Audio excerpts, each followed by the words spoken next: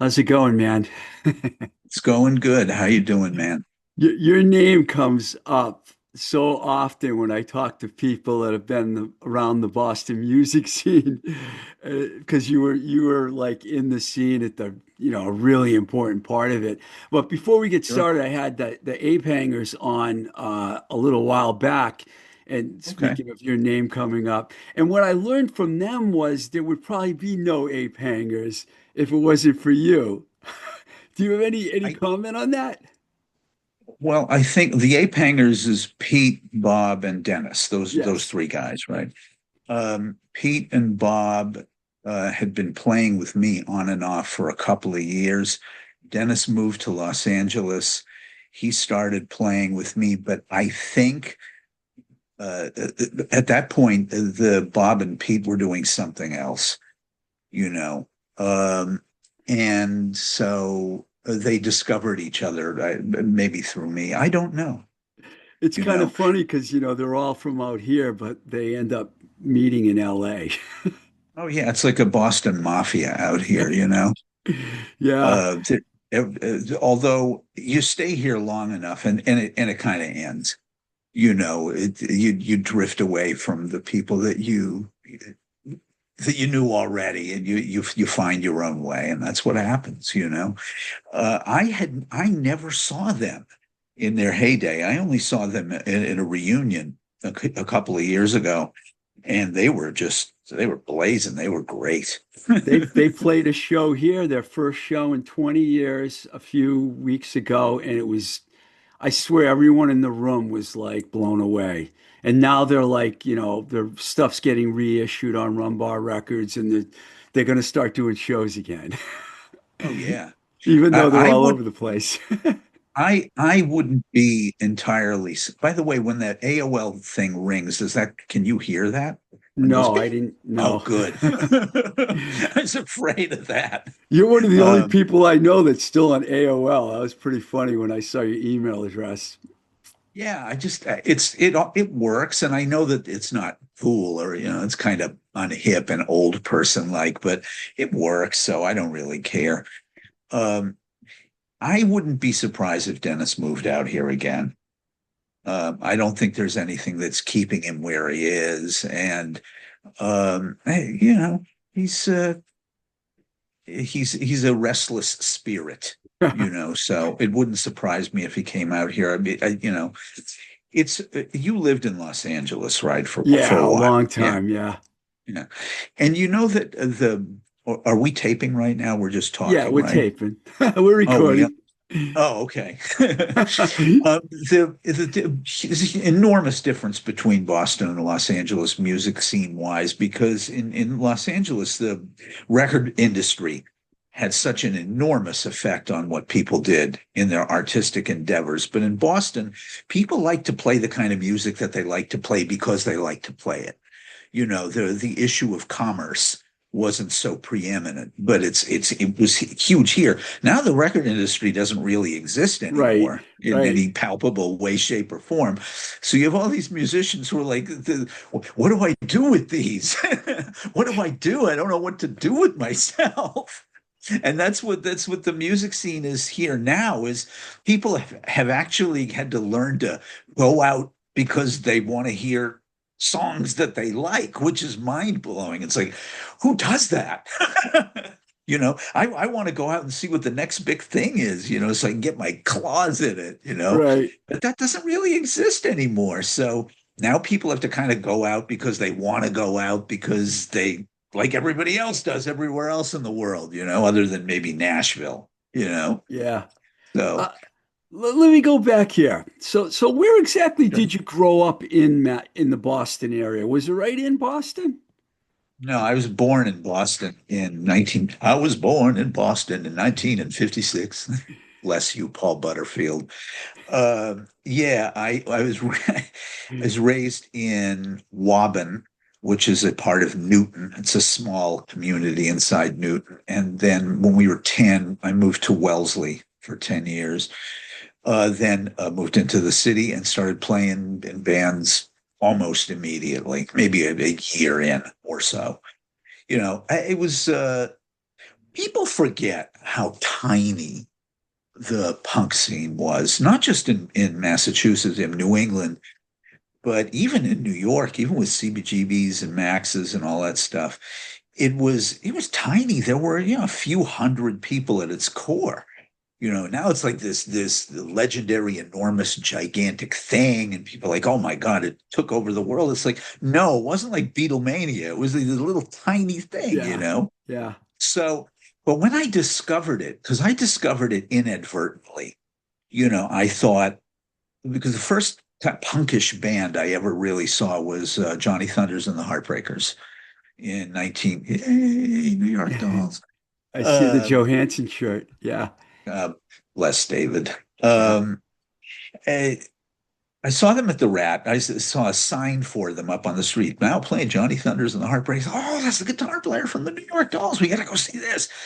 And from that gig on, it's like I had found something that really lit me up. Because I was like a typical teenager in the early 70s. I liked, hippie music, like the Allman Brothers, Derek and the Dominoes, Traffic, that kind of stuff, you know. But then the Dolls happened, and I never got to see them, but I was just besotted by them. They were like everything that I thought a rock band should be until I saw Johnny on his own. And then about 3 or 4 months later, I saw the Ramones, and that was the end. Then I realized there can't really be anything else. This is what rock and roll is supposed to be. The Ramones kind of took everything that you didn't need in a band, and they just said, just get rid of what you don't need. Strip something down to its essentials, and that's what you're supposed to do. For something to have, if you take away all of the buffers, all of the unnecessary stuff. Rock and roll's not like music. You know what I mean? It's not like people listen to it because they go, oh, this is just so phenomenal. The syncopation of the rhythm and the counter melodies. It's like, oh, fuck that. Either it's really energetic and exciting and explosive and galvanizing and upsetting, or it doesn't really work. You think back to like people like my parents, if they seen Little Richard on television in the 1950s, they would have been absolute, and they were, in their 20s and 30s then. They would have been horrified. What the hell is this? Like this guy is just isn't banging on the piano and screaming, and he's just screaming gibberish, and his eyes are all lit up, and he has a pompadour or Chuck Berry duck walking, or but like Buddy Holly, like somebody like that is on stage, a geek that can't even stand straight with glasses, you know.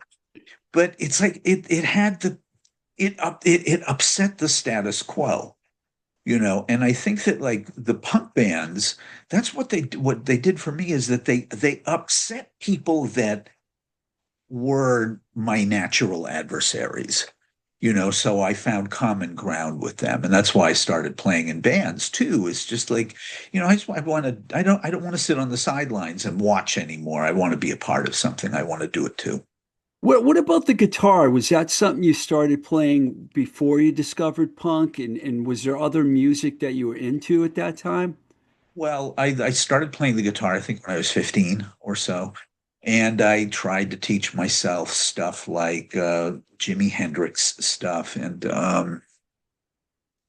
let's see what else, Eric Clapton type stuff. But it wasn't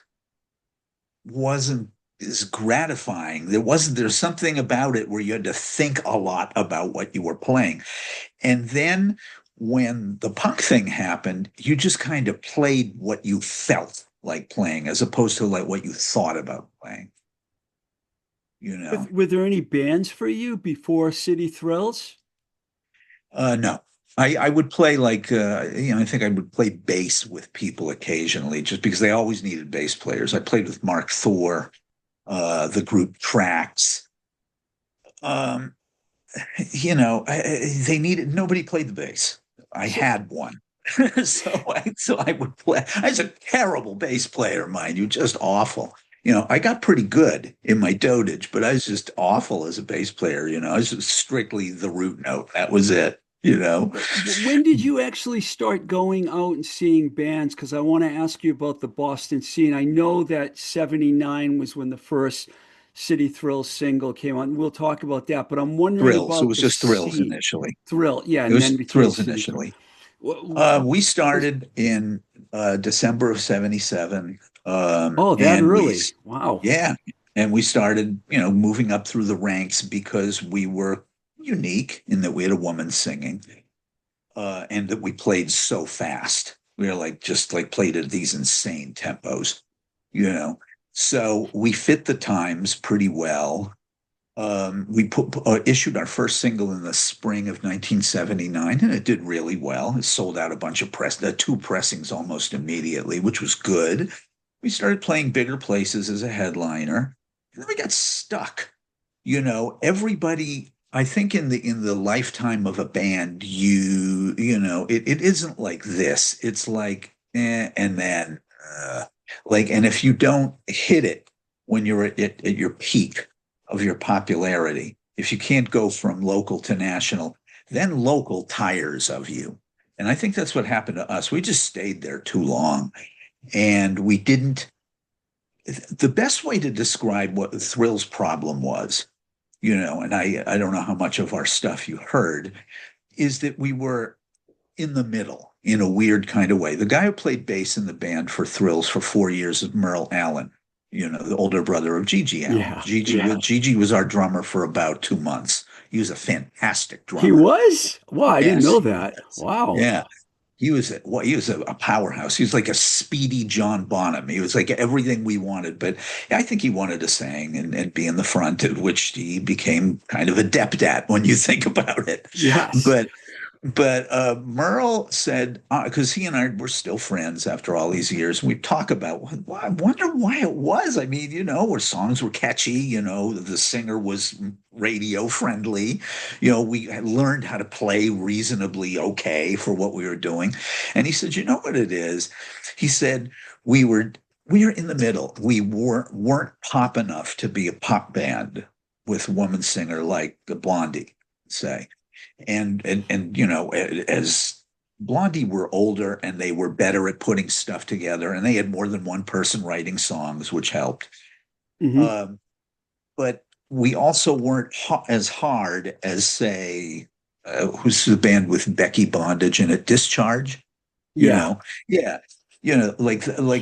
We weren't like tough like a hardcore band, and we loved the hardcore bands too. Our rehearsals were ridiculous. About 3 songs in, we just start playing Black Flag covers, because that's what we really liked, But on the other hand, we wanted to be successful, and we knew that wasn't going to do it. So you end up straddling, and when you straddle, you straddle a fence, and you're a man. What happens? Bang! You fall, and your nuts go right into a piece of wood. It's like that's what happened to us. We straddled, and we got hurt. As a result, we couldn't commit to being a full-on punk band after a while because we had kind of learned how to play, and we knew how to structure songs, but we weren't. I'd hear stuff by pop bands, and I admired it, but I just you can't feel it. Like, how am I gonna get my feet to go up and down, my hips to shake? How am I gonna get this just incoherent rage which defines my existence out of my spirit by playing something that sounds like Our Lips Are Sealed, which is a great song, but that's just we weren't the Go-Go's. We weren't Blondie. We weren't Chrissy Hind. We were just in this weird no man's land. And I wrote all our songs, and they weren't really all that great. Some were pretty good, but you got to be better than the shit that exists at the time. You got to be better or different. If you're the same, forget it. And we weren't even the same. We were just, you know, drifting out by ourselves. We were kept alive by WBCN, kept that band alive because they just played us to death. So we could maintain a decent sized following. But we realized by 82 that nothing was going to happen for us. And so let's move to New York City and try to get a record deal, which was really stupid, you know, because by then the record industry had already kind of made its migration all the way west. If Los Angeles had been closer and any of us had actually been there before, we would have moved here probably because we would have seen there are more people that are like us there. In New York in the early 80s, everything was dance oriented. Mm. It was nothing but dance clubs like, the Mud Club, Danceteria, all. And we tried to play those places and we just bombed at them. People didn't like us. So and we play at A7, the hardcore club. We bombed there too. So we lasted about 6, 7 months and we called it. I just said, I can't do this anymore. It's not going to happen. That was it. I So that didn't was know the about end the of New my. York part. That's fascinating. I didn't know you guys moved to New York. Let me go back for a second. Who were some of your peers that you were like the Thrills was playing with in New York? And were you guys like mostly a rat band or were you playing all over the place? We were a rap band. We there was a period where we didn't play the rat for a while. The thrill singer Barbara Kitson, Yeah. rest in peace, uh, booked the rat. Oh, Okay, she did. yeah, she did. She was the booker in 80 to 81, and then we had a gig coming up at the rat, and I suggested that we have SSD Control on the bill with us because I Uh, like them, and I thought, they're good. They should play they'd never played the Rat. And I didn't understand how the politics of that band that well. I knew Springer, I think I knew Al a little. I knew the drummer was from Wellesley, like me. So, Chris. we could Yeah. was to say the Chris Foley. So we bonded over that. But I didn't realize that it was a political statement not to play the Rat if you were a hardcore band. It was your way of saying, we're not going to do what the bar bands do. We're doing something different. If kids can't get in, we don't want to play there. Well, I liked them and I liked their songs. So let's have them. So it was us, them, and a reggae band from New York, I think. And the kids that did get in that were old enough, they rioted of a sort and they got banned and Barb got fired because of my big idea. Wow. Yeah, they were the people there were pissed. They hated them. I thought they were great. It was just they were exciting. Like I look at these people like why 4 years ago you guys were coming in your pants over the Ramones playing here. Well, now it's faster and meaner. You know, that's it. I thought they were fantastic, and Was that early on in their reign? yeah, that was fairly early in their existence. I'd They were never mostly heard that playing. story. Oh Wow. yeah, it was one of my big ideas that wasn't very good. Like moving to New York, that was a bad idea too. But our peers in Boston, there were four bands that were sort of in the same clique. Ourselves, La Peste, the Neighborhoods, and Unnatural Acts. Those four bands we always played together. Occasionally, there'd be there were newer bands or older ones, but those four groups were sort of like the second wave of, I guess you'd call it punk rock. Yeah. But the first wave of the Boston punk bands weren't really very punkish. They were kind of like they were kind of like the American version of pub rock. You remember pub rock, Dr. Feelgood, Ducks Deluxe, Are you Brinsley talking about Schwartz? Thunder Train when you talk about the No, Thunder first Train's wave? like Thunder Train was like Slade. No, it's like I'm talking about like the Real Kids. Um, DMZ. DMZ DMZ's whole thing was that they sounded like all the bands that were on the Nuggets record, and but they were they were great. They were if you'd never seen them in their peak, they were unreal. They were like a tornado. They were just fantastic. Jeff would come out with these shades on that were painted so he couldn't see anything, and he'd be flailing away. It was just phenomenal. They were awesome. But I'm thinking like the Real Kids, the kind of dig it, dig it, dig it, dig, Flamin' Groovies, Chuck Berry kind of thing, sped up a little bit. And the Nervous Eaters were like that too. This kind of boogie rock, but not boogie like, like the hippies, sort of like hippies who'd seen the Velvet Underground and were half hippie and half the Velvet Underground. Because remember, the Velvet Underground played in Boston more than they did in New York. So, they were in Boston every 3 weeks practically. So I know that all these guys, Willie Alexander was even in the Velvet Yeah. Underground for a while. Yeah. So they had that jinkin, jinkin, jinkin, that traditional rock and roll thing, whereas we were da da da da da da da da da da the jackhammer thing.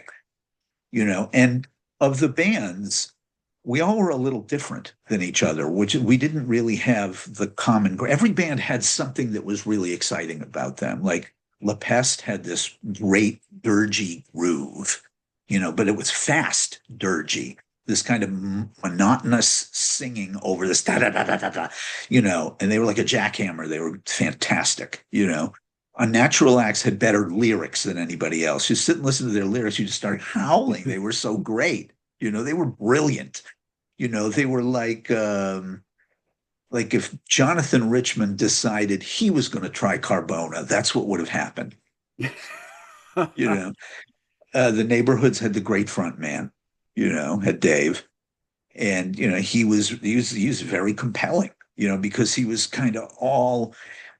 It's weird too because he was. If you saw Dave before he went on stage, he kind of had an athletic build. You figured whatever, and he'd get on stage and he'd contort himself into these weird positions with his head back and doing the knock knee thing, and almost be all the way to the ground, you know. And the other two guys were very steady, So it was a backdrop for him to do his madness, and he was a really good front guy. Thrills, we had the amazing singer. Barbara could have sung on any. Barbara could have replaced Pat Benatar. She'd had like a slick band behind her. Like, She didn't, and also I think she was the first one in the band who really wanted us to be commercially successful. Then me, but the other, we all kind of did, but it's like I think it was Paul Westerberg who said something like, "We wanted to be as big as Def Leppard. We just didn't want to have to be Def Leppard to be that big." You know what I mean? It's exactly. like that's how I felt too. It's like, well, I'd love to play a huge places and make lots of money, but not if it means doing stuff that I can't do. Because we made this second record that we made, which is here The somewhere. EP. Yeah, it's around here somewhere. I got a copy. Oh no. Well, this is our whole thing. This is everything we recorded, I think, pretty much. Is Yeah, that the a EP. compilation that came out like years later, the one you just held up, that record? This came out in 2004? I think 2004. Yeah, yeah. I was a talk radio host on KFI in Los Angeles in 2002. And, KFI was the biggest talk station in America. One of the people who listened to KFI religiously was Lee Joseph from Dionysus Oh, Records. And yeah. he heard me, and we knew each other anyway. And he says, that song that you use every so often, bumper music with the hey, that Hey, chant, who is that? And I said, well, that's me. I wrote that song. He goes, what's the rest of your stuff sound like? And I said, well, like that. I mean, that was our best song, admittedly, but um, he said, let me put it out. Let me reissue it. So I sent him everything, and he cleaned it up for public consumption. It did very well for him simply because Merle was the bass player on it, and all these G.G. Allen completists had to have it, you know. wow. So which is good, we sold lots of them, and one of the songs was in a TV. Hey was in a TV show, so I got a check for that. That was cool. That's Uh, great, man. It's great when but something like that happens years later, you know?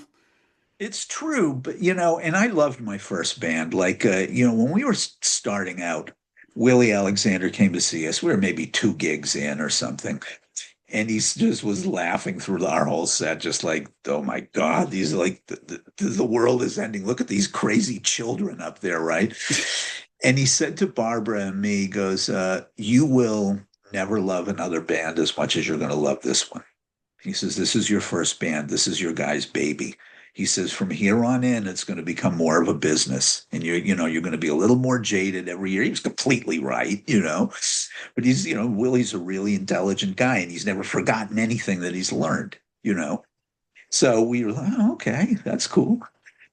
But it was true. You love your first band like you love nothing else, because it's the first time in your life when you have a family you chose. I didn't choose to roll out of my mom, but I did choose to be the guitar player in Thrills. So it defines your identity. And also, as I tell my kids and others, I said our first gig was the 15th of December, 1977 at Cantone's, which was a small Italian restaurant in the financial district in Boston. And I said that was the most important night of my life because that's when I became me, not my father's son, not my mother's son, not a member of the family that lived in the suburbs, but this person that I created, this persona that I created, that I would inhabit to my happiness and my relaxation and my zen, as opposed to I'm going to be what everybody else is or what they tell me I ought to be. There was once, this is really funny. Thrills were playing at the Rat, and these guys came down who were in my graduating class in high school, public high school, and, which I never graduated from, Was that But Wellesley anyway, High? Wellesley High, yeah, Yeah. Wellesley Senior High School. These two or three of them, they came back because they'd heard, that guy. You remember him? He's this crazy punk rocker now, and he's in this band, and you got to see him. I was doing my thing, and I was just going crazy on stage, as were some of the people there, and they were most amused by the pogoing and the funny outfits, and so they started kind of pushing and shoving the punk rockers as we were playing, and I'm looking at this like, what the fuck, you know? That did not go down a storm with the Rat's security staff. Okay.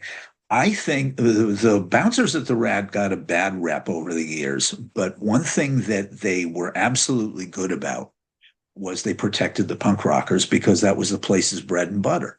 The punk rockers come here, the tourists come to see the punk rockers, we make money. So they were pushing and shoving and being cruel to these people, and they got hurt. And they got hurt bad, and they asked for it. And Yeah. that lit me up. I was like, great. I'm Oh, fine with that. That's good. okay. I'm going to go down to New York now. So you went down to New York. It didn't Yeah. happen for you. I No. imagine you just went back to Boston. How long was that whole period for? No, I think I went back to Boston 6 months later. I 6 months. I was determined to play in other bands. I tried playing in a synth pop band. That was awful. That was a big another. You know what? They're not mistakes. They're learning experiences. I learned learning what not to do is just as important as learning what you ought to do. You know, I tried that. I tried to like playing with rockabilly band. It just wasn't happening. And I fell in love with a woman who was rather difficult, but it did keep me there for a while. But even that didn't can't hold you for you working a day job and you're starving and you're not playing music and all you got is love. But all you need is love. No, you need more than that. Sorry, to the Beatles. I'm sorry. It's true.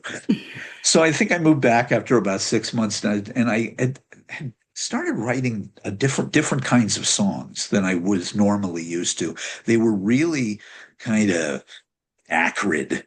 They're meaner, they're acidy, not psychedelic acidy, like battery acidy.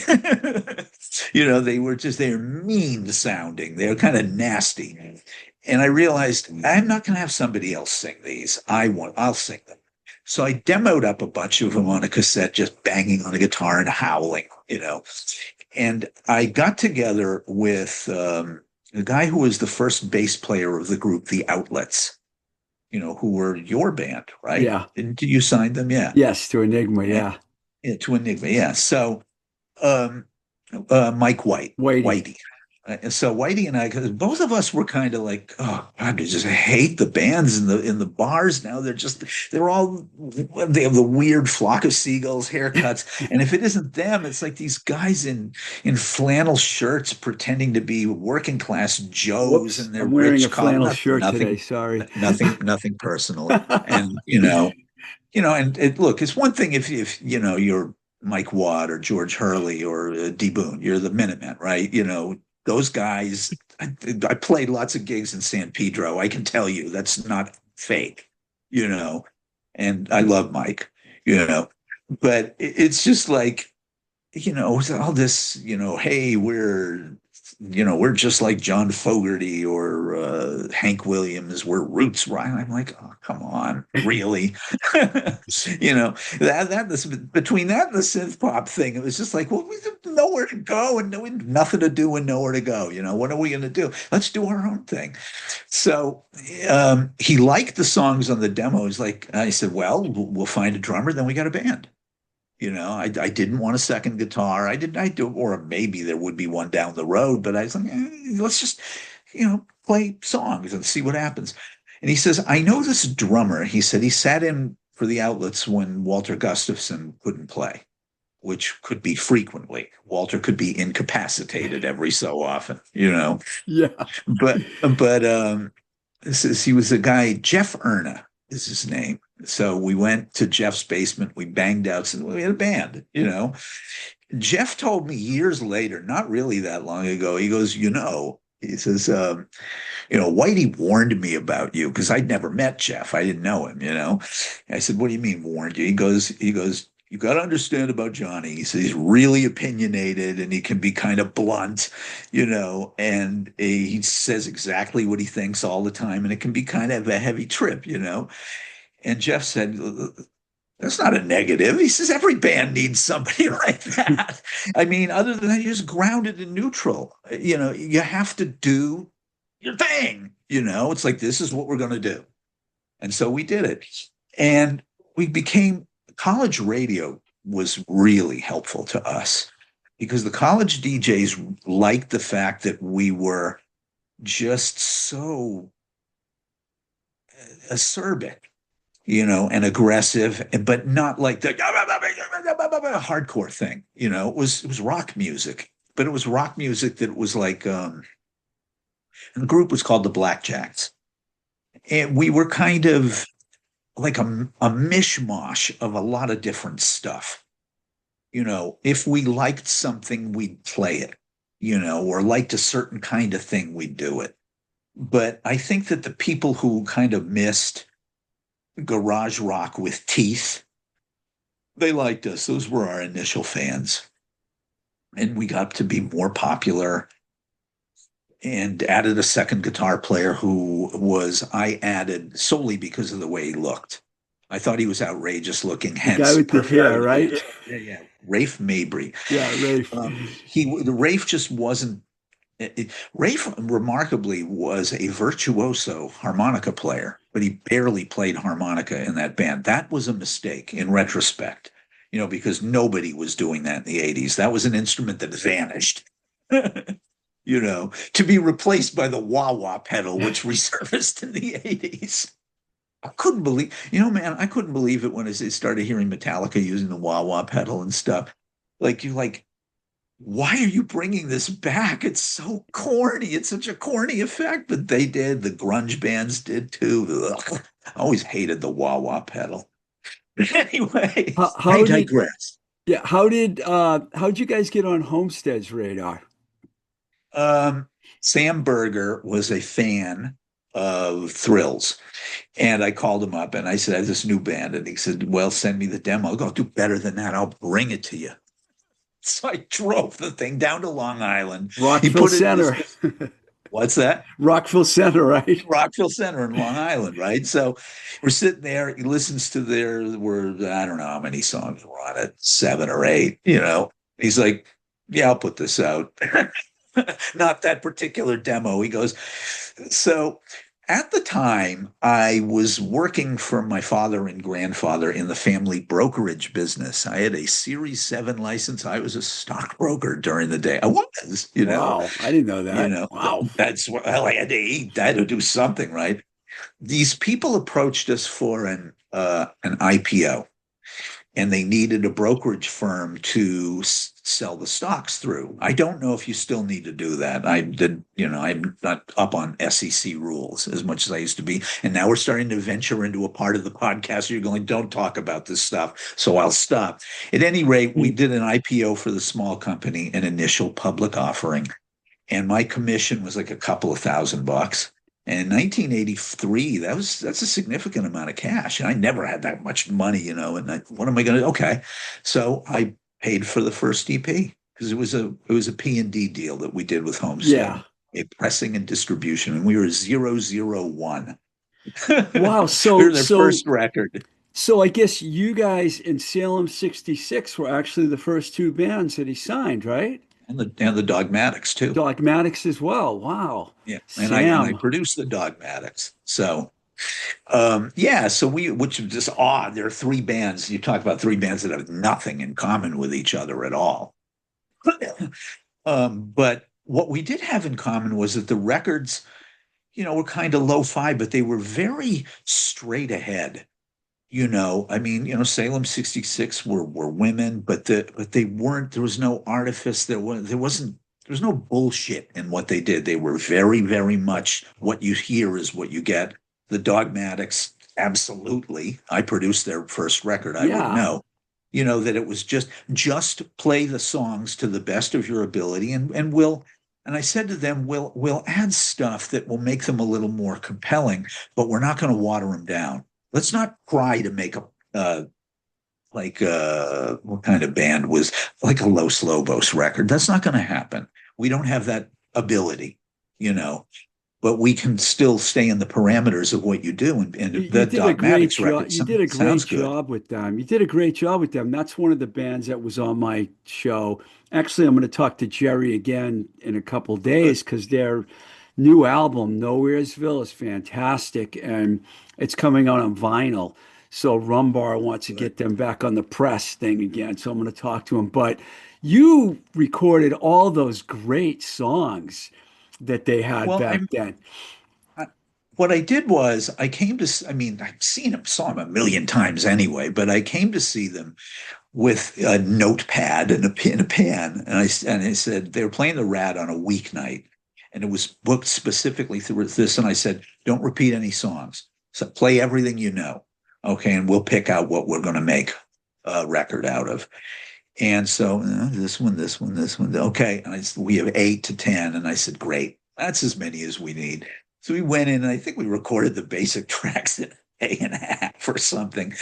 And there were some issues. I wanted them to play guitar parts that meshed with each other as opposed to just kind of granging away on whatever they felt like doing, which is fun live. And it's the reason you do it, really, is because it's fun. But, you get two guitars, don't want them doing the same thing. And so I would suggest something, and they didn't quite pick it up as fast as we needed to because money was tight.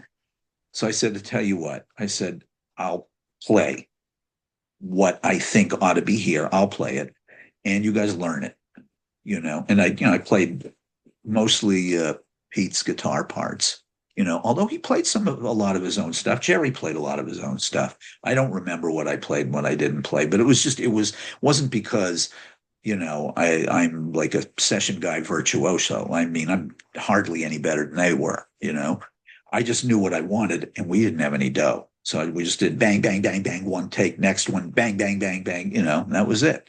Did Sam But already commit to the band at that point when you recorded them? yeah, he had, I think. And I think they continued a relationship with them after Sam left and Gerard took over. When Gerard took over for Sam, that we knew we're never going to record for Homestead again. It's weird too. Gerard and I get along fine now as adult men, but back then, I mean, I knew he didn't like us. He had the same attitude that what's his name, Big Black, that Steve Albini Albini? had about us. Yeah. Yeah, he couldn't believe, the great label like Homestead, their first record is this ridiculous piece of garbage, blah, blah, blah, blah, blah. And I just thought, like, I'm going to knock him. If I ever see that, I'm going to knock him out, man. I never did. I worked I ran Giant Records, the punk label, and my office was right next door to Gerard's, and we never could see eye to eye on anything. I had a real No, hard time getting along no. with. I do respect him though for what he's done. Yeah. Yeah. Matador put out a lot of really Yeah. good stuff, like Liz Phair's records and stuff. Those are great. They reissued Mission of Burma. They did Mission of Burma stuff. That was good too. How did you like Uh, Barry? Did you get to know Barry Tannenbaum at all? think I talked to him on the phone once. But we knew that once, so we made a second record, and a local guy in Boston put it out, Sure. Throbbing Lobster. The problem was is that the best rec song on the record was on one of his compilations before, and that was our big hit. So when we had a record with that song on it, everybody had heard it already, didn't care. None of the other songs were as good as that one. And people were like, oh, we like the EP better. We like, the Blackjack's first record was like a 6 song EP. And it's just, I said, there'll be no censorship of this. And so almost none of it is playable on the radio. It's just too much profanity. And I said, but that's how I talk. Therefore, that's how it should be. It should be an honest representation. We recorded it really fast, like in 2 days or something. And we Who were, recorded that one? what's that? Who recorded that? Did you do it It was yourself? Yeah, I produced it. It was done in, ironically, Silver Lake, Massachusetts, as Silver I sit Lake. here in Silver Lake, California, talking about it. Yeah. Yeah, it's part of Plymouth. It's part of Plymouth, Massachusetts. Uh, and we did it really quick, and it became like people just loved that record. I thought it was like, well, it's kind of thin sounding and weird, and I didn't like the mix is a little but people did love the thing. The second one they didn't love quite as much, and at that point I was running out of inspiration, and I had a serious life change. Not that long after the second record came out, I stopped drinking and taking drugs. And once I was sober, clean and sober, I started to everything started to come together like, this doesn't work. We are at odds with each other. Now that I'm not just hammered and, chasing college girls around, and that will sustain me. Uh, Once I was clear headed, I was like, we're not all on the same beat. That was it. Once you start to doubt, the very foundation of what you're doing, you're done. Then you got to move on and do something else. And So what that's was what happened. next for you after that? Well, I had a side project while the Blackjacks were going called the Swinging Erudites. And it was me initially and the owner of the Hoodoo Barbecue, James Ryan, also rest in peace. And we were going to be, I had seen Buster Poindexter in New York, and I liked the idea of what David was doing. But because James and I were, David Johansen was born to be a professional entertainer. James and I know. So what we thought, we just kind of like, we stole a real book, some Berkeley student. We stole their fake book, the real book, and it's all the standards in it. I could read chord charts. So we're going to play all these songs like The Girl from Ipanema and Misty and Don't Get Around Much Anymore, like jazz standards, with me barely able to play that stuff, and James crooning it. So, of course, because it wasn't very good, we decided to make it worse as opposed to trying to get better. We just Brother Cleve joined us on accordion. Yeah. Yeah. Also, rest in Wow. peace. I The, know. the I name of know. this podcast should be Johnny Angel Says Rest in Peace. All of Johnny's friends are dead. You can hear Jim Carroll piping in the background. There are people who died. But there was him, and we kind of decided if we're funny, it's better because we can't be a serious lounge act. It's just we like the songs, they're fun to play, and we wore suits, and it was like a nice loungy type thing. But it's like if we turn this into a joke, like a horrible mock version of what a lounge band, and that became a big deal in the wake of us and other bands. And we were part of an odd wave in the 80s. See, because for people who are listening to the podcast who are a little younger, maybe they didn't have great consciousness in the 80s. In the United States, you had this real wave of jingoism when Ronald Reagan became the president, and this this hyper nationalist attitude, and everything had to be perfect, and everything was big and expensive and gauzy and wonderful, and more is better, and conspicuous consumption, and just all the stuff that, made me want to fucking puke. And mind you, I was a goddamn stockbroker profiting off of it too, so I'm just as bad as they were, you know. But in the arts, you started to have people who would come out and go, what if you did something that just deliberately infuriated people? Because it was such an affront to their senses. You didn't want to be good. You wanted to be awful. You didn't want to rock. You wanted to suck. you know and that was our whole thing, that the Andy Warhol thing of, if they can take 15 minutes, give them a half hour. If they can stand a half hour, give them an hour. If they can stand an hour, do it for a whole day. Always leave them wanting less. And I was like, yes, that's our philosophy. And so we started doing the occasional reasonably good sized gigs, and the audience was just, I couldn't believe what they were seeing. Like, what is this crap? This is the worst thing we've ever seen. And they tell us this, you guys suck, you're horrible. Thank you.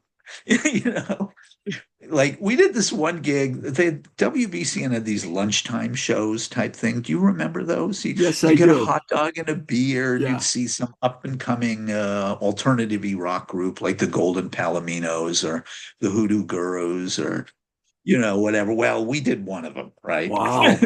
I don't know what Oedipus was thinking. He thought it was a good idea. He liked us, right? He thought we were hilarious. There were about 1,000 people at the beginning of the set, and about 45 minutes later, there were 60. We drove everybody out. We cleared the place. They hated us. We did everything we could think of to baffle them. Tributes to a salute to the greatness of the Village People, say, you know, a version of Yesterday that was 20 minutes long with 15 different parts in it, including waltz, reggae, freeform jazz, hardcore punk, versions of the Beatles song, just one right after the other, bang, bang, bang, bang, bang, bang. And the audience just fucking hated us. It was like, that was running concurrent to the Blackjacks. The Blackjacks hit a reef, whatever. And by this point, the Swinging Erudites had two women singing in the band, and they were like, we need a new song to sing. We need a song to sing. We're tired of, we did a spoofy version of Our Lips Are Sealed, the Go-Go song, which was an old song at that point. We need a new song. So I said, all right, well, let's see, what is there? What women are done? I don't want to, okay. The woman band of the time was the Bangles, you know? And I said, well, they got Manic Monday. And I said, I'm not spoofing no Prince song. I said, come on, Prince is God. you can't out hip somebody who's hipper than you are. So, a Manic Monday was off limits. So they had this other song, Walk Like an Egyptian, which I'd never heard, because I didn't listen to Top 40, so I didn't know it. And the girls listened to lots of Top 40 radio because they worked for a living, and, they commuted, and, they were in the straight world. I just couch surfing at that point, and Walk Like an Egyptian. And they go, yeah. And I said, oh, okay. And they're like, that's their hit. I said, Walk Like an Egyptian. And I said, what about Walk with an Erection? Just came to me off the top of my. They exploded to both turn purple. And I said, well, let me hear what it sounds like, right? So I got a copy of it, and I was like, ugh. Song sucks. I didn't like it at all. I believe the Bangles didn't like it either, really. They were kind of talked into it. Later, I realized, no, it's a really good novelty song, which is why it's perfect for our novelty version of it, which carries it to its most logical extreme, of absurdity. So we went into this guy's home studio one night, recorded it for about $60. We tried to emulate the whistling and the guitar solo and all the expensive effects that the Bangles did. It was just hopeless. It was terrible, right? There was a feature on WBCN then at 7:30 in the evening where the lady DJ, Catherine Lauren, would play a novelty song, at 7:30. And so Catherine loved us. We were her favorites, because we were idiots. We had her on stage with us and stuff. We had her filing her nails through the PA during an an expressive industrial avant-garde performance piece. We played videos of a trip to Yellowstone. She filed her nails. We did burn something. I can't. It was just idiot stuff. You have to be totally developmentally disabled to do this stuff, and that was us. But at any rate, so she's going to play Walk with an Erection. And that particular night, WBCN was giving away U2 tickets. And this is 1987. U2 was huge, the biggest band in the world, right?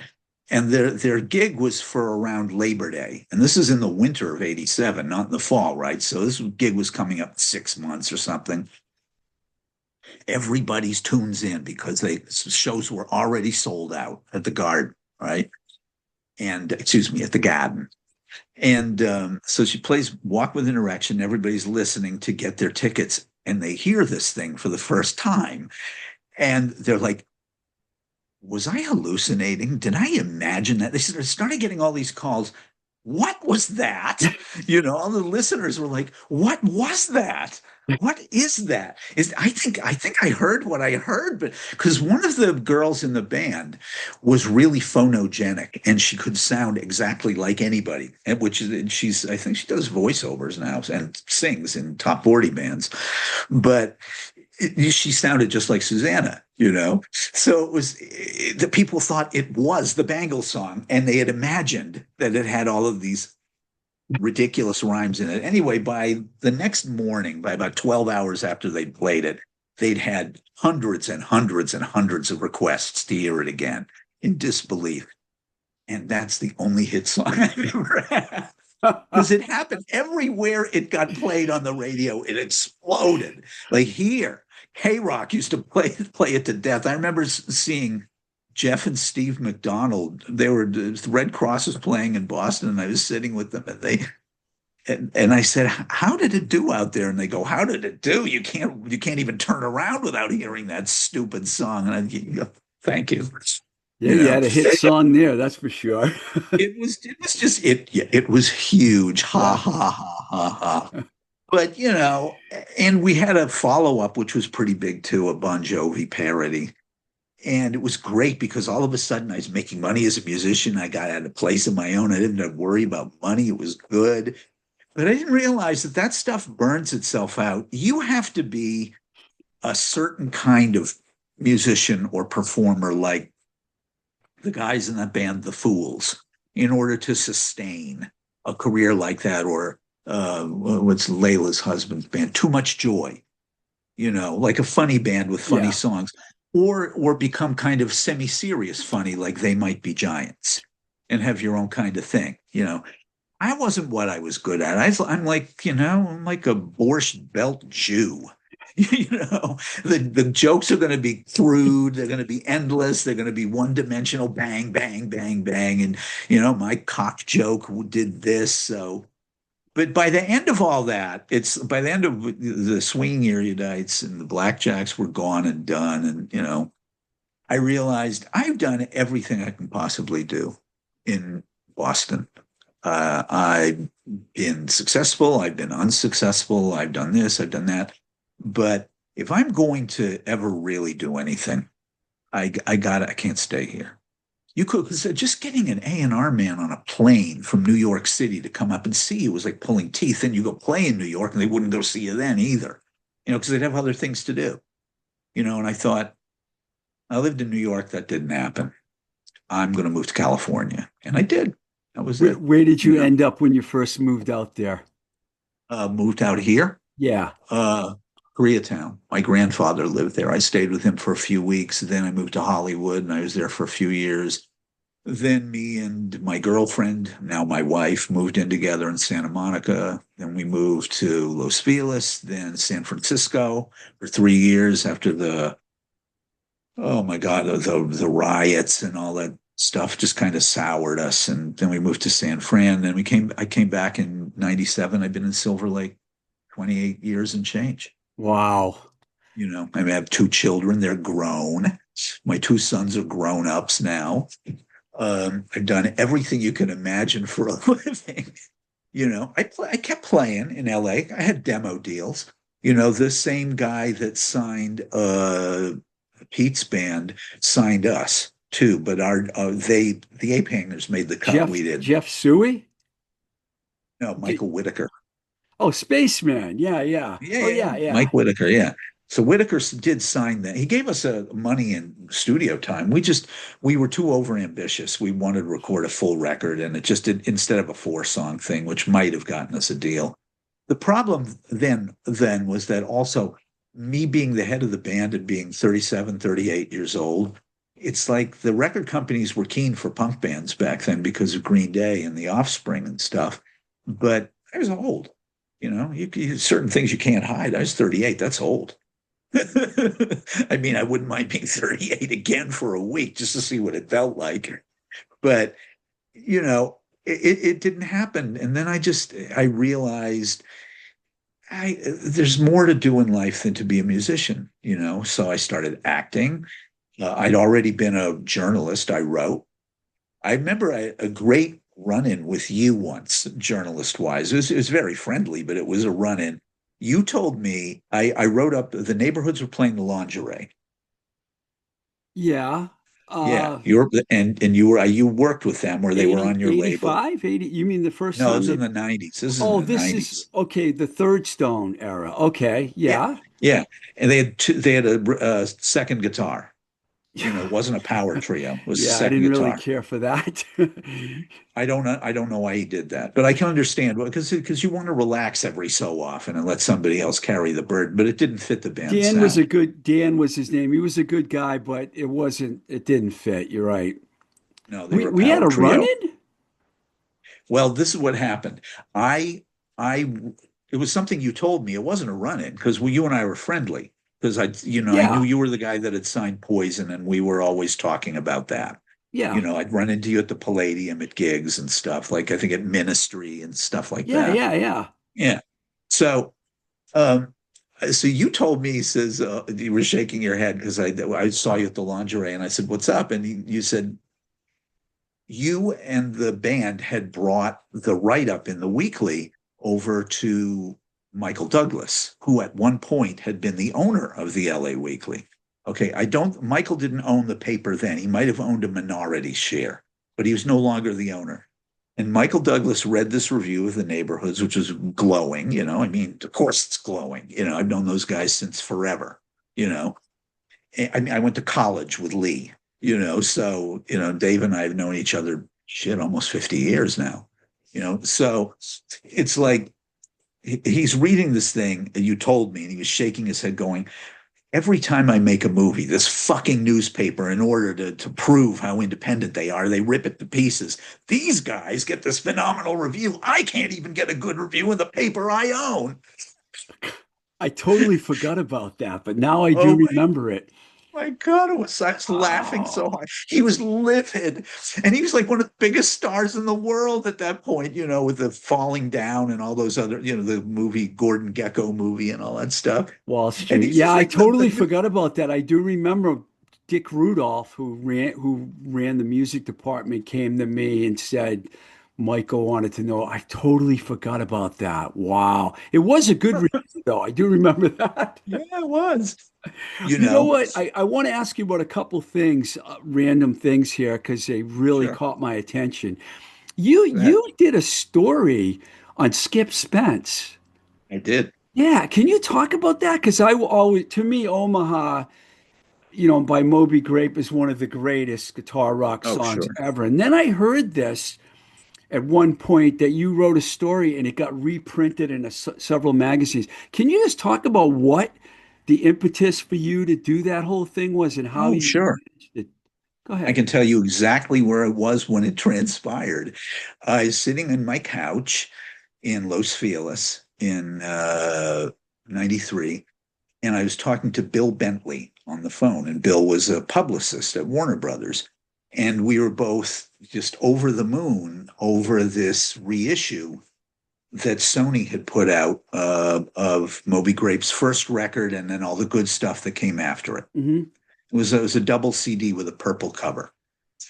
And Bill started musing aloud about what do you ever wonder what happened to Skip Spence? He just kind of disappeared. He goes, nobody seems to know, yeah, nobody seems to know where he is. And it's like, what are you challenging me to find him? It's like, I'll find him. Sure. So it took me about a day. I found him. I found his son, and his son told me where he was. And I thought about it, and I thought, why not write something about Skip? So I came up with this proposal. I went into the LA Weekly and I said, this is the story of blah, blah, blah, because I knew his backstory. And then I more of it had been filled in.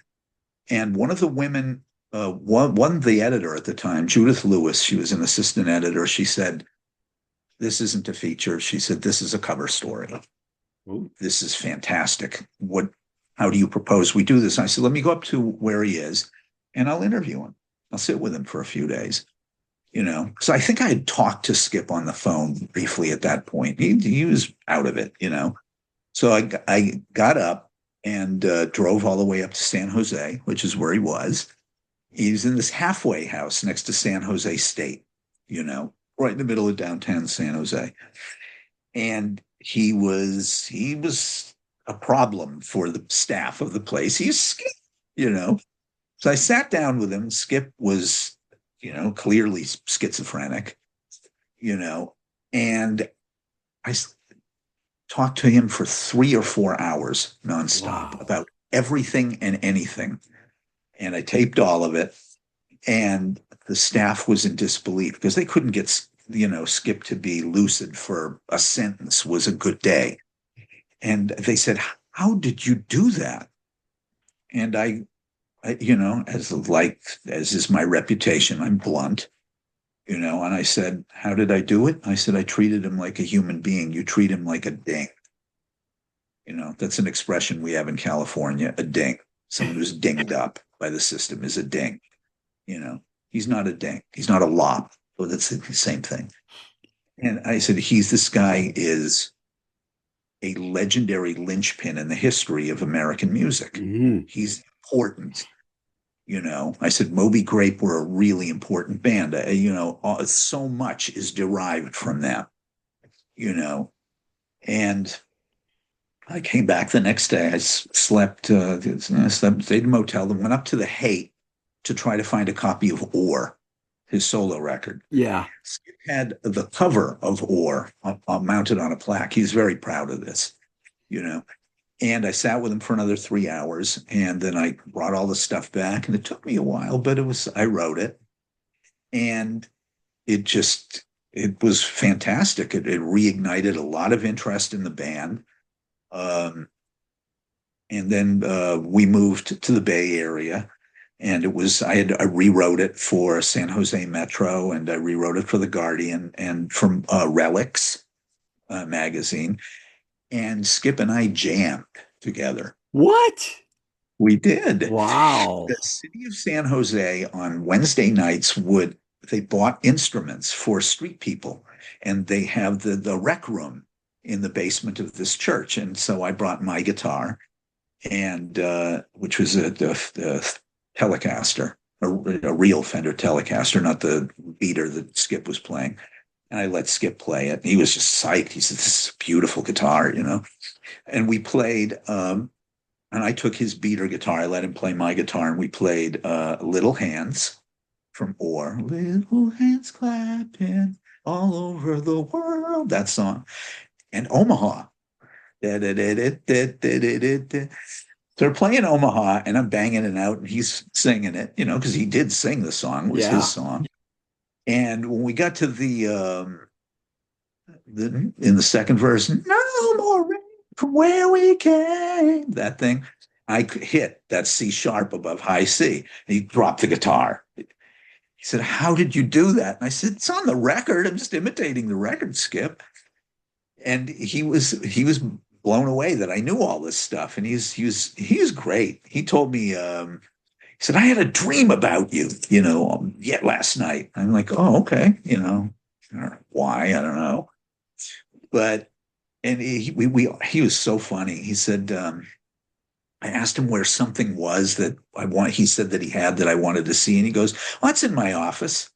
And I said, where's your office? And he goes, Mars. I brought the Golden Palomino CD to him with Omaha on it. I suspected he'd never heard it. And of course he had, so I queued it up and hit a second and a half in. He goes, oh, it's Omaha. I said, how do you know? That part's not on your version of the song. I go, I know it's Omaha. He goes, play the whole thing. So we played the whole thing. He just sit there and he just started getting sourer and so he put his face down like, ugh. I said, what do you think of it? And he goes like, oh, this is terrible. He says, what's wrong with this band? He goes, that lead singer, he's terrible. And I'm like, he says, Michael Stipe. I said, he's the REM singer. He's a big deal, man. He goes, well, he sucks. He says, he doesn't, he says, the problem with bands now is that they don't take acid. Tells me this. And I said, it's all gone. Acid's gone. I said, no, kids are taking acid again, Skip. And he goes, they are? I go, yeah. And he said, why won't they give me any?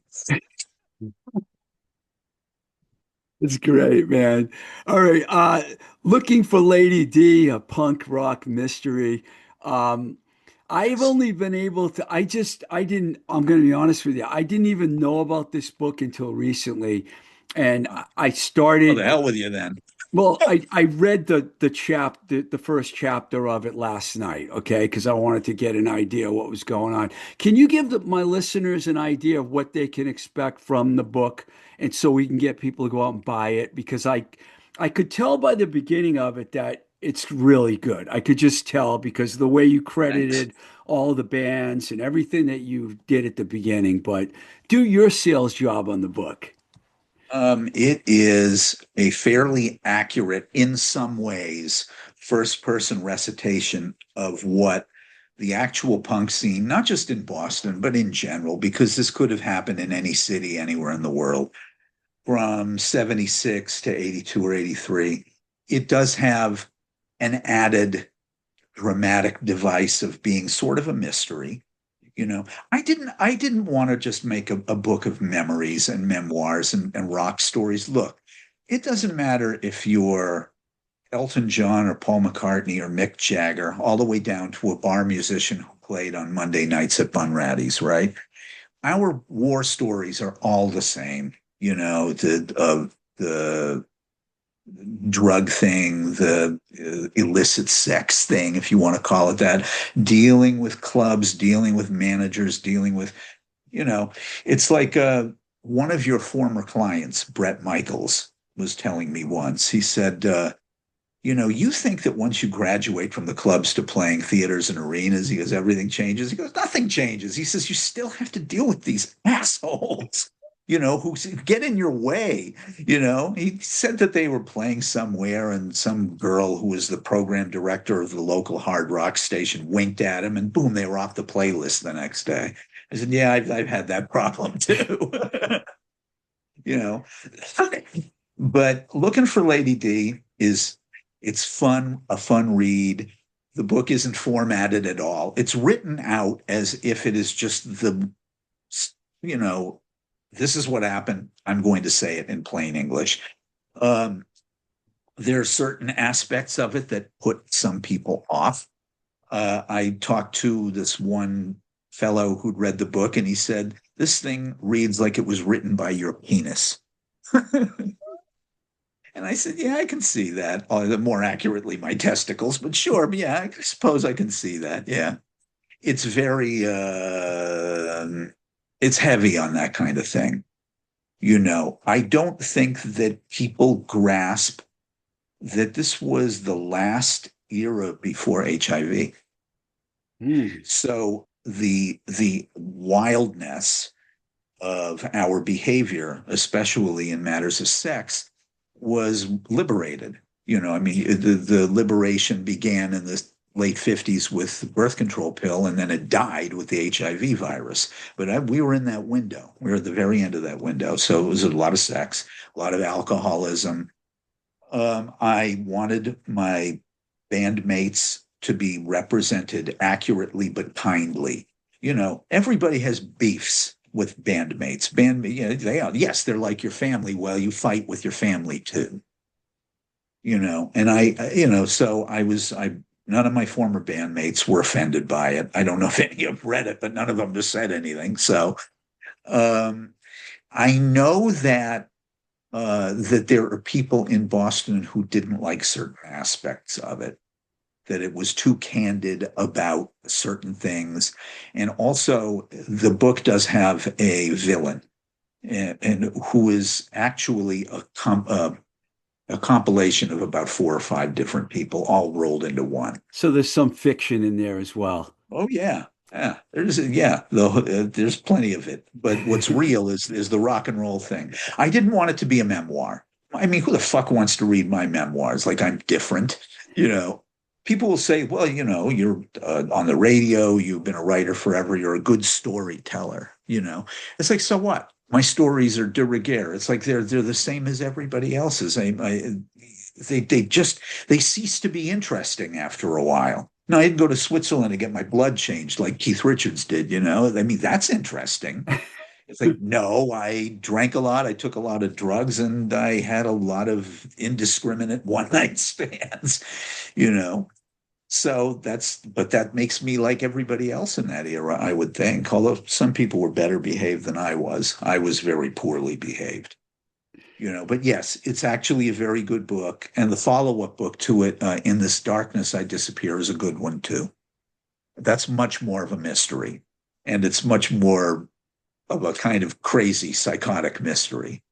I am thinking about writing a third one. A few years ago, I had a regular band in Los Angeles with Robbie Rist. Robbie and I played together, and Brock Avery playing percussion. He ended up with Wayne Kramer. He was a new man in Boston. He Oh played with yeah, Wayne, yeah, played with the Gun Club, played with Marshall Crenshaw, a drummer about town. So we had a regular thing, and we had this one song that was was like a spoken word thing over the riff from Riot and Cell Block 9 by the Coasters, the yeah. Lieberstahl. Yeah. But it wasn't a riot in Cell Block 9. It was a riot at Shady Grove Managed Care. So it was a riot in a nursing home. So Oh, it's like it's one old folks joke after another. I was driving down the street the other day and I thought, what would happen if I turned that into a book? I mean, I certainly am not likening myself to this author in any way, shape, or form. Didn't James Joyce make a whole book out of the song Finnegan's Wake? Right? There was a song, right? And he wrote his famous book, Finnegan's Wake, right?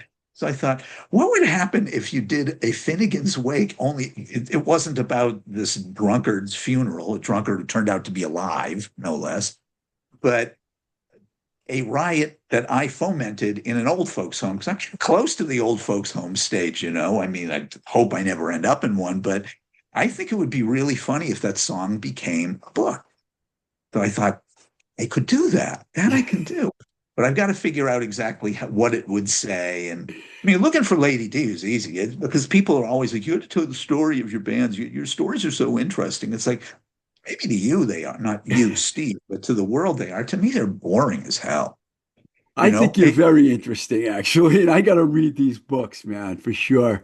Absolutely. I wanted to talk to you about, the Boston stuff, and then when I learned this other thing, I was like, there's probably a part two here. You know what I mean?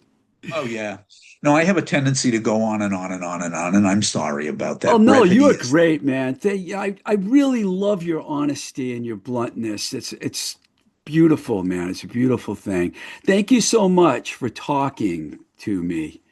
oh yeah. Well, more like talking at you. I'm sorry about that too. But I get on a roll. One thing that's interesting, though, and this is not going to endear me to a lot of your listeners, but it does have to be said. Um, it's true. This idea that my bluntness and getting to the point and being who I am is somehow because I am a masshole, and we know what a masshole is. Um, I don't think that's true. I think that unlike the image that most people have of Bostonians, Bostonians do not tend to be very blunt or direct. Philadelphians, yes. People from Chicago, yeah. But Boston, no, because Boston is isolated from the rest of the country. So everybody knows everybody else, and everybody's up in everybody else's business. So you have to be really kind of careful about what you say. I couldn't do that. I didn't have an internal governor that would shut me off. And I'd always tell people exactly what I thought.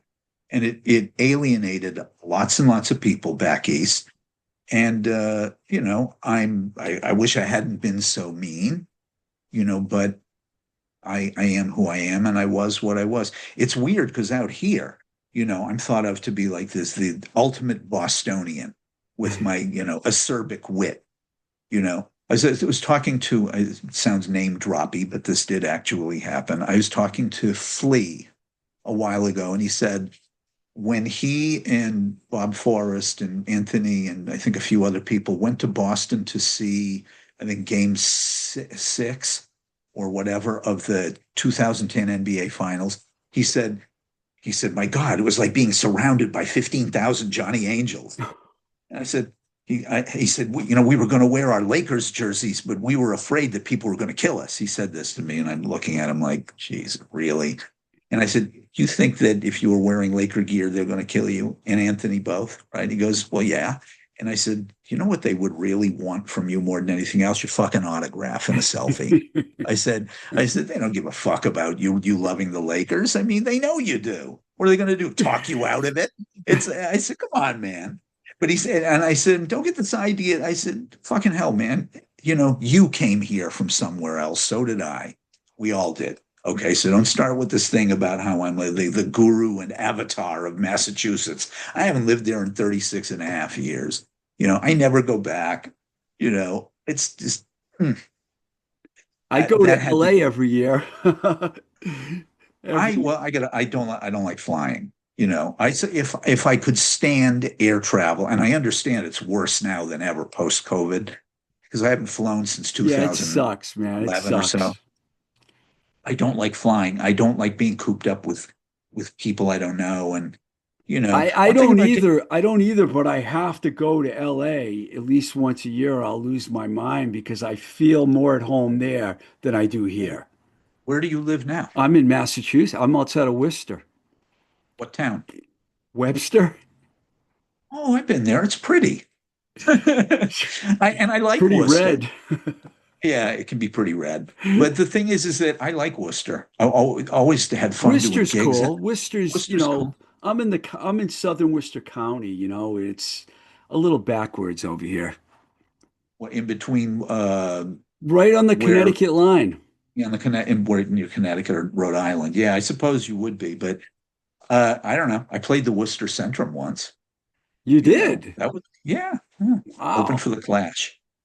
The Nice. Mick Jones-less Clash.